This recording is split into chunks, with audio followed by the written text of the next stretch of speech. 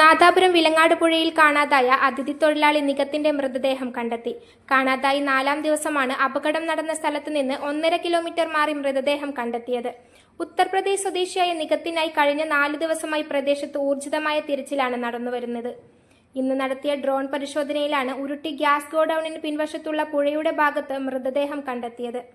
കഴിഞ്ഞ ഞായറാഴ്ചയാണ് വിലങ്ങാട് പുഴയിലെ കുളിക്കാവാവിൽ കുളിക്കാനിറങ്ങിയ നികം ശക്തമായ ഒഴുക്കിൽ കാണാതാവുന്നത്. ഫയർഫോഴ്സും പോലീസും നാട്ടുകാരും ചേർന്ന് K9 സ്ക്വാഡിനെയും ഡ്രോൺ സംവിധാനങ്ങളെയും പ്രയോജനപ്പെടുത്തി നടത്തിയ തെരച്ചിലിനൊടുവിലാണ് ഇപ്പോൾ മൃതദേഹം കണ്ടെത്തിയിരിക്കുന്നത്. പോലീസ് തുടർന്നുള്ള നടപടികൾ ആരംഭിച്ചു. News bureau, media Vadakara.